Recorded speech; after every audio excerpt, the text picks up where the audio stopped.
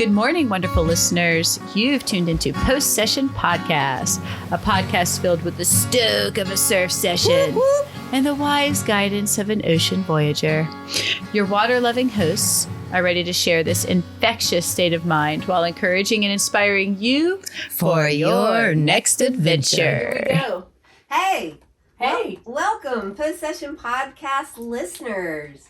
We are happy to be recording today back at the Senate Casa and Senate Casa, that's the home port. home base. Yep, we're in home. And we have a special guest, a writer for Wrightsville Beach magazine, a fellow Wilmingtonian, and Sort of.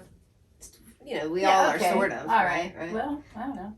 I mean, how long do you have to live in a place to qualify as a local? I'm gonna say 2 decades. Forever. No. Forever? Your whole life? Okay, just How about a quarter of a century? It depends 25 years. No. It depends on how far away you came from. You know what I mean? Okay. Greensboro, you're here for 20 years, great, you're a Wilmingtonian. Okay. New York, you're here for 20 Never. years, you're still from New York. Isn't that how that works? Okay, let's stay on all right. topic. Fritts. So we're having Fritz here because he wrote a super cool, interesting article about something that anybody that loves the ocean and comes here to see the ocean, plays in the ocean, surfs in the ocean, dives in the ocean, is interested in. And that is our beach and how we protect it. Yeah, I'm actually super interested in this because he's going to talk about artificial reefs that we dive on and all kinds of stuff. So it'll be good. And also, I want to apologize ahead of time for spelling your name wrong, Fritz. I think I used 2 T's and an S. I think that's how you do it. Yeah, 2 T's and an S. It's 2 T's That's and an okay. S. Thank Oh, you. well, then you need to apologize It for happens spelling his all the name time. wrong. I wasn't and going to our let show him notes. know. It happens all the time. No problem. Thank you so much for the kind words and the chance to be here. I really appreciate it. I'm really happy and excited to get the word out about this idea. It's been something I've been wanting to write about for years, and I was lucky to have Wrightsville Beach magazine sort of give me the platform to do that. So Now we're giving you the platform. Yeah. Hey, before Awesome. we get started into the post session notes, and before Fritz, tries to bail on the topic, I just want to say that Fritz wrote a novel. He's started a couple of novels. Started a couple. Yeah, I don't Just think. saying. Yeah, I appreciate it. What? But yeah, if you want to move on to artificial reefs, How far did you get? well, I have one that's 300 pages or so, and another that's 100. But I'm not sure that length is always a good barometer of quality. Right? Sure, so- but you got more than the first draft. Well, no. You get 'cause the I- 300 one's not a first draft? It's a 3 or 4 edits in, but. Well, Are they fiction? so We could if, read the first chapter on our next episode. if he's 3 or 4 edits in, He's working you've it. done the yes. Mhm. And I would, as somebody who's Also, 3 I've to 4 edits. like my phone is in my computer it's 29, Oh, version 29. version 29. Barf. So But- here you go. But I will say my best advice is get in a critique group. Oh, Come okay. to my writers Yeah. group. That's I mean, that's an impressive process that you have going there. I'm sort of an example of that adage where the plumber's pipes are always the dirtiest. Because he's a writer professionally. Right. So I have to pay bills, and at the end of the day, after producing 1,000 words or so, Yeah. the idea of writing more seems really difficult. So Yeah, Hard to switch absolutely. gears sometimes too. Switching Exactly. gears, getting into. Well, hey, no pressure. The world knows, but no pressure. Well, I appreciate the encouragement, and kind words, and just happy to be here promoting artificial reefs. Oh, see, they're back to the topic. Yeah. Thank Thanks. you. Well, hey, yeah. before we get into or part of Yeah. the topic, Mm-hmm. we've got some post-session notes. That's how we start our podcast, and we're going to talk about what we did, the latest in the water. Yep. And I think my post-session note relates because I was down in Puerto Rico for the last almost 3 weeks. Jeez. And it's a place that's surrounded by natural reef. Mm-hmm. And so therefore, when, say, Hurricane Maria passed through, you could visibly, you knew where there was reef and where there wasn't. Mm-hmm. The downtown had a huge surge of water that came all the way up into downtown and into some of the buildings because that particular frontal beach property is sand. And so they really didn't have the breakers to, like what a reef provides, to keep the water out and to break down the waves and all that good stuff. Dissipate the wave energy. Yeah. In the article that Fritz wrote, they actually talked just about that. Yeah. A common question is, how do these island nations survive? Yeah. And it's because typically they are surrounded by reef. I guess they're an old coral atolls and things like this. Well, not all of them. Some of them are volcanic, but And so, they have the system around naturally. And so because of those, we got to have some fun surf and some fun time snorkeling. So right down from where we stay is reef all down the beach. And so you can just go 20 feet off and be in all kinds of cool reefs and see the fish and the different creatures, and Right. so that's fun. And when otherwise, if the reefs weren't there, you would essentially just be dependent on sandbars. And if a large swell did come in, it would just basically close out the sandbars Yeah. and wipe them out. So, Yeah. as an older surfer who's traveled, spent some times in places with reefs, for me, the only opportunity I have to surf a larger wave is on a reef because of channels and usability. So, Where do you like to go? well, I lived out in Southern California for a long Mhm. time, and my old neighborhood had around 14 different reefs that break in a variety of different ways, and so I would just bike there in the winter time. Yeah, it was wonderful. It really was. Consistent waves. Gotta Yeah. hook him up with Peter McGuire. He loves those SoCal waves. Yeah. I guess he wasn't. We're Hawaiian, right? Nice. California. He started in California. So, Ash, you want to share yours? Yeah, but did we ask Fritz what his latest water? I thought he was just sharing. Okay. So I'm gonna let you guys choose. Oh boy. I haven't been in the water other than in the swimming pool, but so anyway, I can talk about my first opportunity to start freediving here locally on the artificial reef system, or I can talk about my new puppy. Which one do you guys want to hear about? Both sound Artificial interesting. Okay, well, puppy's cute, love her. Hey, Junebug. Hey, Junebug. Anyway, so yeah, the artificial reefs that you were talking about in here, that's where Ren and I cut our teeth when we started our freediving expeditions back in 2007. I remember at the time being so impressed that there were these largely intact vessels down there that you can dive on. It was crazy. And when people ask me now, where's your favorite place in the world to dive? I think about it, and I think about the beautiful places that we go in the Caribbean and some of the other more exotic places that we've been. But when the weather is right, this is my favorite place to dive because our ocean is so beautiful and the wildlife is so abundant. Yeah. At any time you can go out to the Hyde or one of these more popular artificial reefs and you see huge grouper, you see several species of sharks, at least 3 species of shark you're going to see in a typical good day. You can see manta rays. Super clear. On good day, yes, super clear. I mean, top to bottom. Yeah. You could see the sand, which it's not always like that here. But it's a tremendous opportunity because otherwise it's just continental shelf and sand. Right, it creates a point of interest that wouldn't be there otherwise, and I had no idea they were even there before I started researching this article, and apparently now, North Carolina is a world-class diving destination, and it really is. I don't know about the research as far as the dollars that generates, but funds are something we always need. I didn't know that they were put there on purpose.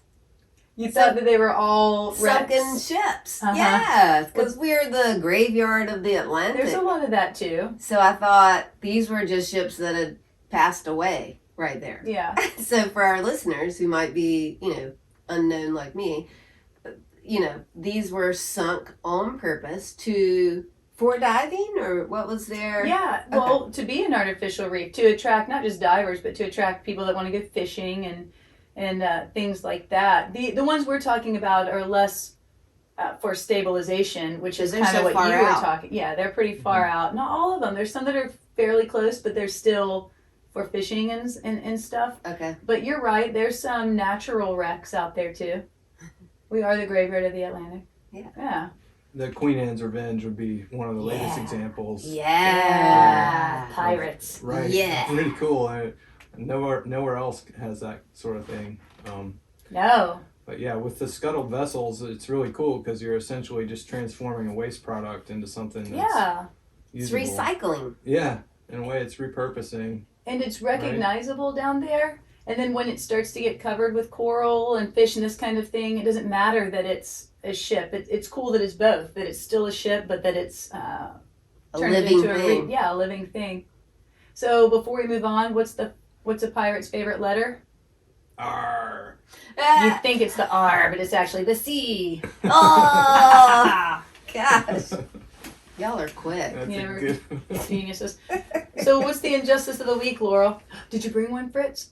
An injustice? Well, I would say beach nourishment is kind of I guessed it. an injustice. If I had to bring it back to the Genius. article, basically throwing millions and millions of dollars at a problem and then watching the dollars wash away as the sand gets eroded. And it just seems a bit ludicrous when you really start to think about the issue and how you can make a reef out of thousands of dollars.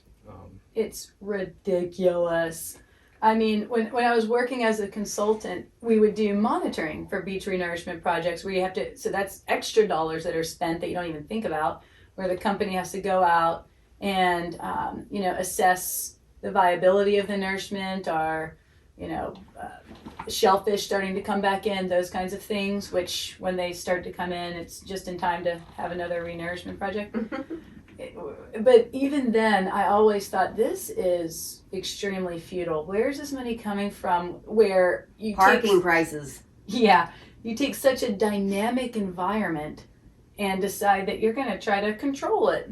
I don't understand. I don't even, to be honest, I don't even understand how you can develop Wrightsville Beach or Topsail Beach or. Let's tell our listeners, we're not talking a few million. We're talking like 17 million, 14 million. It numbers in the tens of millions generally. For one renourishment project for one beach. Right, and it could maybe only last a day. There could be a big storm the next day, and it's basically gone.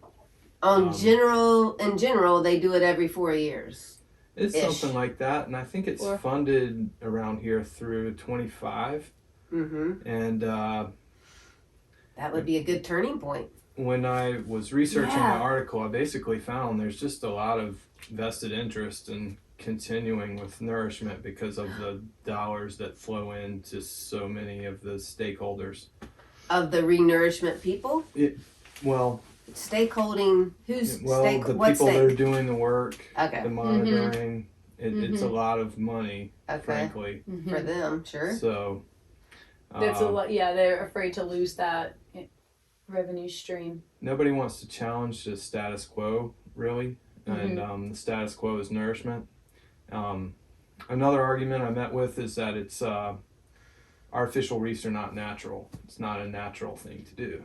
Neither is beach renourishment. Exactly. That doesn't make any sense. It does not even make sense at all. But that was an argument I met with several times from some of the resistors to the idea. Well, that's ridiculous. And who makes the decision about the renourishment? Is that the state, I guess, ultimately, right? or is it more local? I think there's a variety of folks involved. Okay. State and local governments. Excuse me, the U.S. Army Corps of Engineers, I think, is one of the organizations that carries out the process. But they Somebody's seem got to stamp the permit. right. But that seems like from your article, it seemed like the Army Corps of Engineers were partnering with some of these artificial reef projects. Well, they have a testing. I'm not sure if it's them, but there is a testing facility that Atlantic Reef Makers would like to get into, but it, excuse me, it's expensive to have the testing done, Sure. and so that's part of A whole part of the obstacle is proving the technology works essentially. Right. Yeah, I remember reading about that. And they're not just going to accept information from places where it is working, right? Or the Army Corps, though, is a government agency they would be in charge of many aspects. Like they might be getting involved with this project or with a certain organization to, do some artificial reefs or something like that, but they're still going to have to be in charge of the permitting and all that. They wear many hats. So before we go into the artificial reef, like right on to the injustice of the week, the beach renourishment, what we know is it's millions of dollars. Mm-hmm. There's no guarantee of it lasting more than one hurricane season. And is there another drawback? I mean, There's several, and it's not just hurricanes. A strong low pressure can Okay. essentially Nor'easter. wipe out a lot of the work that they do. okay. There's several studies out there that prove that beach nourishment's harmful to marine life. Mm-hmm. Basically, when the heavy machinery is on the beach, going up and down the beach, it kills a lot of marine life. And when they Even though it's on the beach, or just because it's coming through the water to the beach? well, it's I'm no expert, but Okay. it's intertidal organisms. I Okay. think. Okay. Like coquina clams Mm-hmm. and things like that. Mm-hmm. One thing that doesn't make sense to me in the argument you expressed earlier. What was the argument? What are you talking about? I'm talking about The beach renourishment? detractors of artificial reefs. The money? How it's not a natural process. Yeah, it's not. But the one thing is, the artificial reef is going to attract wildlife, while there's potential harm to the ecosystem. Yeah, using it's hard to nourishment, imagine any harm coming to wildlife as a result of an artificial reef. Mm-hmm. Right. They don't scuttle these vessels with full of fuel and oil and things. They're clean and they're going to degrade over time. Exactly, the that's salt good environment pointing anyway. out. And I think the Army Corps of Engineers actually does that. They make sure that the vessel's ready to be in the environment it's in. It's not just like they torpedo it. Right. Well, let's go on into then. Let's dive deeper. Yeah, because we're there. Yeah, so we're already there. So, Fritz, I know you're not an expert, but you did write this article for Wrightsville Beach magazine. Why don't you give our listeners a little idea of what we're talking about with artificial reefs? Okay. Well, it's essentially just a structure that can be placed along the bottom Mm-hmm. of the ocean and dissipates wave energy. So it could be effective against storm surges, any major swell event. So whenever we have a large swell here, a lot of times it'll be a closeout wave Mm-hmm. where it breaks all at once, and a reef can be designed such that it feathers and it creates a surfable wave at the same time that it protects the shoreline. So there's several studies out there that show that artificial reefs can actually produce a significant amount of shoreline accretion. I think I referenced a study for the Marriott and the Cayman Islands that that showed a significant amount of shoreline accretion, 18 meters. Wow. 18 meters is a lot. Mm-hmm. And so How much time was that in? just a few years, Just right? a couple years. Yeah. Wow. It's not a lot, because if you want an example of how dynamic the beach environment is, go to Rich Inlet and you can almost watch it migrate. This Mhm. inlet migrate over the course of a year even. You have to go and explore where the inlet is from year to year. So that doesn't surprise me that there'd be that much growth. And a little bit about what these reefs are made of. Okay, so they can be produced from a variety of materials. Limestone, I think Atlantic Reef Makers is using a concrete. You can use discarded concrete, almost anything. Like old boats. Old boats. I think like a couple years ago there was a lot of concrete over across the Isabel Holmes Bridge. If you looked on the left, leaving town, heading towards Brunswick County, when they tore down the giant parking deck to build the new Water Street residences, all of that could have been used to make reefs, I would imagine. Yeah, concrete blocks. They've used box cars. There's box cars out there. How about containers? Yeah, you can use containers, all kinds of stuff. Right, and it's important to point out that like you have this initial cost for the materials, and some of the materials may be trash, but after that initial cost and the reef is in place, there's no more costs, and it's not going anywhere. There's no upkeep. Exactly, it's not like in 3 years you gotta spend more millions. I feel like the big thing that when I read your article was, is there one? I mean, what's the downside? I'm trying to imagine, other than you had said there's a lot of vested interest in the Renourishment monies for those people who do Renourishment, but is there a downside to the artificial reef? Right, well that's a good question, and there are examples, if you do the Google, of how sophisticated artificial reef designs have failed. They've not produced what was intended. So millions of dollars and time and effort have been lost in that. So the early designs of some of the artificial reef were failures. Yeah. So Okay. I mean, there's examples of it failing, and but there's plenty of examples now of successful designs. So I would just say one of the downsides, that's making sure you find a reputable, successful, with previous success of creating these reefs. Right, and testing is a hurdle. So before anything's implemented, there has to be testing, and the testing can be expensive. Sure. So.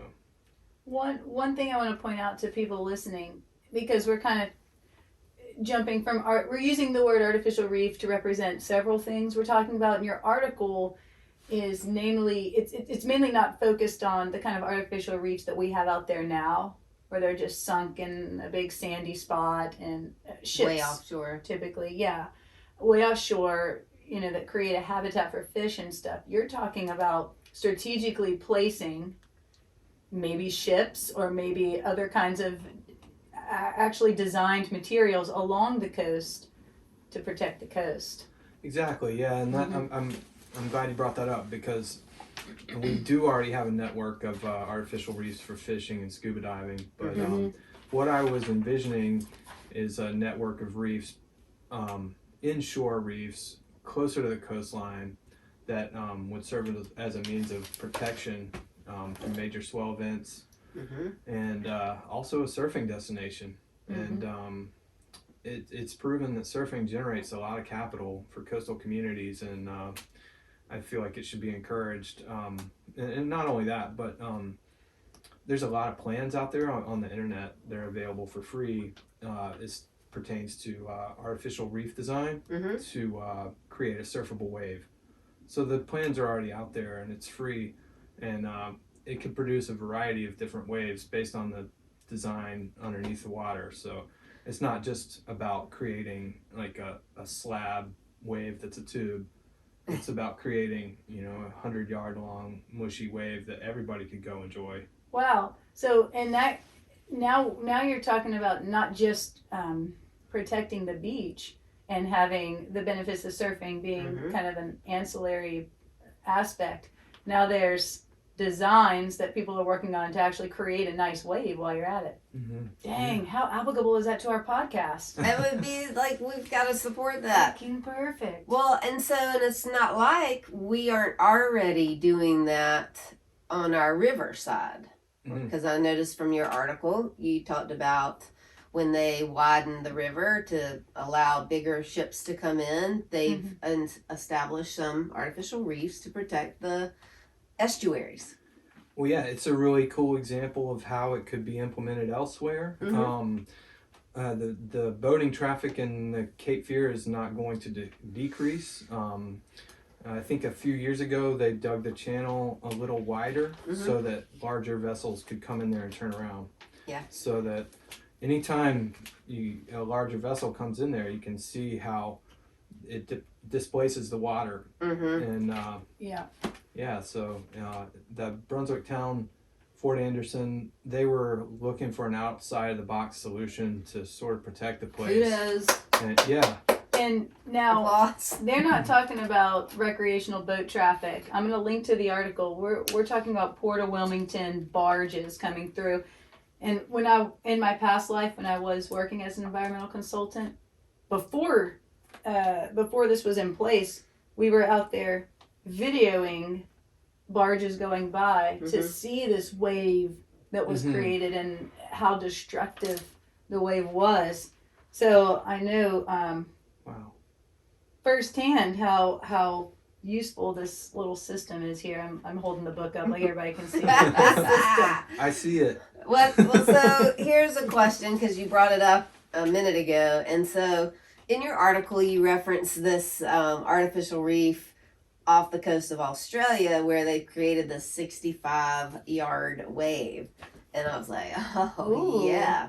So, and it talks about in the article slowing the wave so it doesn't break all close out, but also slowing the, so we have those intervals between the waves, or the period between the waves. So, and lowering that period swell, which we know makes the swell bigger. But I'm just wondering, is there a downside is it going to mess up a wave? Is it possible to mess up a wave?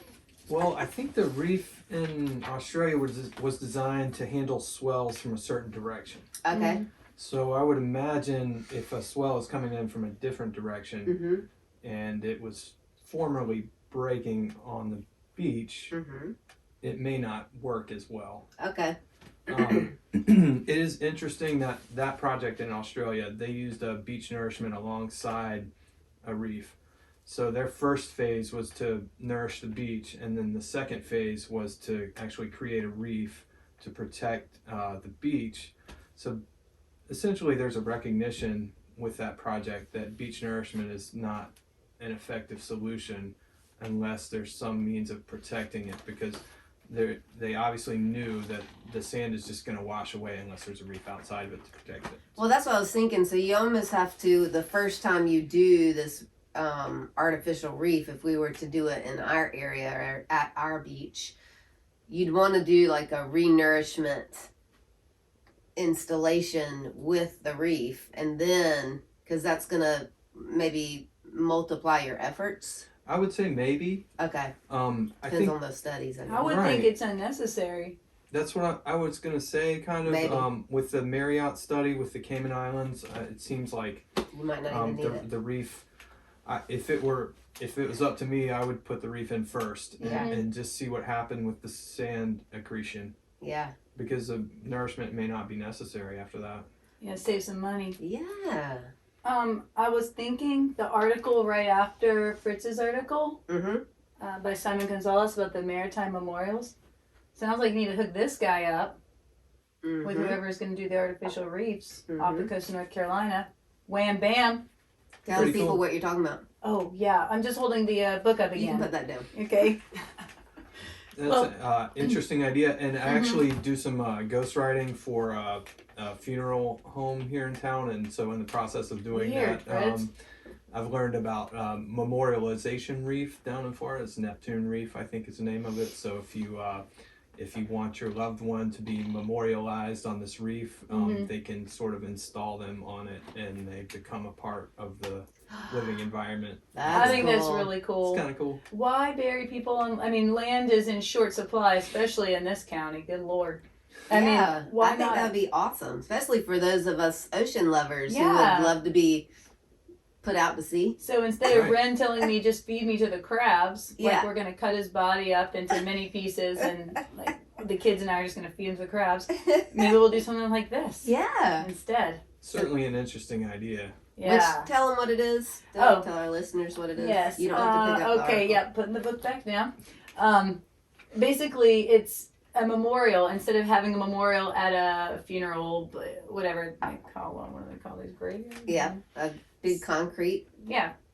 headstone. In a graveyard somewhere. They're taking these veterans. They're making a veterans memorial where they actually take these concrete blocks and sink them, Drop them in the water. drop them in the water, and make an offshore memorial to the veterans, which is really cool. Very Yeah, cool. that is really cool. Yeah. Definitely. If our water was clearer, we could do with this some of the things they're doing in South Florida, where they actually have underwater little museums and stuff, where you can swim through and see these artifacts and see these different art installations and things like that. That's super cool idea. Oh, I love It it. is, definitely. The Reef Line Sculpture Garden, I Yeah. think is a new project that's going in off Miami. Yeah, the one in I think it's in Biscayne Bay, right? Well, which is off Miami. I'm not sure, but Yeah, yeah, I it's, know what you're talking about. they're encouraging artists from all over the world to contribute designs, and So cool. yeah, it adds a point of interest, haven for marine life, Mm-hmm. and the dual benefit is that it protects the shoreline. So I like the one in your article that was in the shape of a dolphin, so you could see it from above. Yeah. Right. We could definitely do that here because we could see from above. Why Right. not? Yeah. And the cost is very minimal compared to other things, and especially when you're seeking out contributions from artists. Yeah. In many cases, the artists will donate things. Mhm. So Or minimal cost. Well, Yeah, hit 21st century. Here we come. well, I think maybe it's time to drift into some God waters when you just kind of gave me the lead in Mm-hmm. for counting the cost. And that scripture kind of came to my mind when we were thinking about this episode. And there's a scripture in Luke 14, verse 28. And basically, Jesus is talking to people about following him and what that looks like. And he gives this parable. Is there anyone here who planning to build a new house doesn't first sit down and figure the cost so you'll know if you can complete it? If you only get the foundation laid and then run out of money, you're going to look pretty foolish. Everyone passing by will poke fun at you. He started something he couldn't finish. Well, I was laughing and trying to talk to Fritz while you were reading that. I thought it was funny because before we met today, we're in the kitchen, we both realized that we bought houses and didn't count the cost. So, prime examples. Prime example. Sorry, Jesus. Well, I think in that time period, there were a lot of these leaders. I guess Herod was in office or whatever you'd call it. And they would build these huge mausoleums or whatever. And so many, they would be left half standing. And so when I think about the beach renourishment, you almost think, if you pull back, zoom out, and look at this process that we're doing, it seems pretty foolish. I would have to agree. It seems like we're spending millions and millions of dollars moving sand around. Mhm. Sand moves anyway. Yeah. You can't Yeah. control really the movement of the sand. Yeah. A reef seems a much more permanent solution and more cost effective. There's just a benefit all the way around it. Yeah. And so when we look at our lives, I thought of Ashley came in this morning and said that she ran 2 miles. She kind of hadn't been doing things. Anything. Yeah. So what Jesus, I think, was talking about is the effort. Is like, yes, you can, be a part of this faith, this gift that Jesus made of his life is for everybody. Like everyone is invited. And it's an open invitation. But he's acknowledging the fact that if you accept the invitation, it is not just like anything, something that you can sit back and go with the flow. Well, it's kind of like you got invited to the party. Let's have some fun, but you better stick around and help stack the chairs at the end of it. You got to go all the way through. You got to do the hard stuff too. Well, and just like, if you're going to keep your physical body in shape, don't we all maybe struggle with consistency? And yeah, and knowing that our bodies are not designed in a way that if you sit on your butt all day, every day, they're going to stay in any kind of condition. You have to condition them. And so what I would say, if you're even curious about the faith or have been in the faith, like, are you conditioning? Like, what's the most important part of us? Many of us I think it's easy to look at the physical world and our physical bodies and say, okay, I got to take care of this, which absolutely we are stewards of. You can't, if you won the lottery, $50 million or whatever. I already know. Guess what? You can't purchase a physical body. This is the only one you get. It takes effort. Yeah. You can upgrade the parts and pieces. Yeah, you can have a few tucks, but ultimately, this is the only one you get. And so I would say, my opinion, and what's inside your character, your spirit, is way more importance than what's on the outside. Well, give us 3 ways to condition. Okay.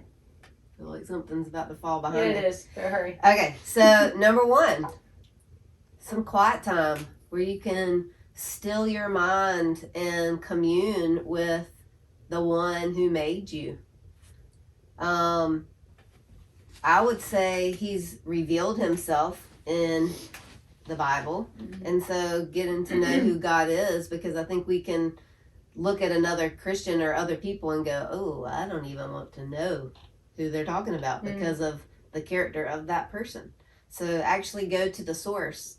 God speaks to each one of us, and he created you and loves you, so he wants to hang out with you. I heard a lady say, she was kind of avoiding God and just like, she felt like she needed to connect, but she was also kind of like, I'd just rather look at Facebook. Not that I'd rather look at Facebook, but I'm just going to avoid, because I'm a little nervous about this, maybe connecting with God. And she had this moment where she realized, like on day 3 of the 3 days that she had kind of vacation and away from everybody else, that God, basically she felt like God said to her heart, I love that you love looking at what other people are doing and that you love and are interested in other people. Just invite me to be a part of it. And I felt like that was so freeing. Like, it doesn't have to be some church thing. It could just be reach out your hand and grab Jesus's. Yeah. And invite him into the moment that you're in. And then grow from there. I would say as a third element, yeah, because you didn't name a third, would eventually be a church group. Yeah, family of other believers who can encourage you. It's extremely important to have that encouragement. Mm-hmm. Yeah. And if I could just dovetail. Yeah. Bad pun, but. Should we let him? Absolutely. Oh, dovetail. Yeah, that was good. You like that? Yeah. I was just thinking that, he's talking about what Jesus said about foundation. Mm-hmm. Mm-hmm. And when you're thinking about Facebook or other people, to me, writing this, I wasn't thinking so much about me being able to surf an artificial reef. I was thinking, well, maybe my daughter someday will be able to paddle out at one of these reefs and get to have fun because of this little article I wrote that brings all these other folks' ideas together. And I just, when I think about like what I can do, I think as I've gotten older, I think about the legacy that I can leave. And you know, moving sand around does not seem like a good legacy. You're looking Amen, for a brother. firmer foundation. Exactly. Yeah. Wonderful. Oh, that's beautiful. Holy moly, full circle.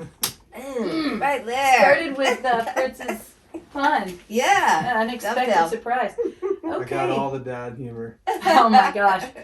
All right, wrap us up, Ash. I'm sure it gets weird. Well, thank you all for listening. Hope you enjoyed it. We will include, when this episode releases, we'll include some resources, a link to Fritz's article in the magazine, definitely a picture of Laurel on one of her PR waves. Yeah, because they were pretty good and nice. And in the meantime, while you're waiting for this to drop, join us at our website, look at our newsletter, sign up for our newsletter rather, and then follow Instagram where Laurel puts up all kinds of stuff. She'll put up a picture of our puppy on Instagram maybe. Yeah, and you'll hear about the upcoming surf trips. Yeah, and maybe some other, it's time as spring approaches for us to do some other cool movie nights and things like that. Absolutely. So stay engaged. Thank you all for listening. Bye. Bye-bye. Thank you for having me. Yeah, thanks, Fritz, for coming. Thanks, Fritz. Especially thank you, Fritz. Yes. Yeah, Thank okay. you, ladies. Bye-bye. Cool. All right. Good That's a wrap. Bada bang. Bada boom. Bada bang. Great. Yeah. Appreciate it. Yeah. Great. Killed it right there at the end, too. Oh, okay.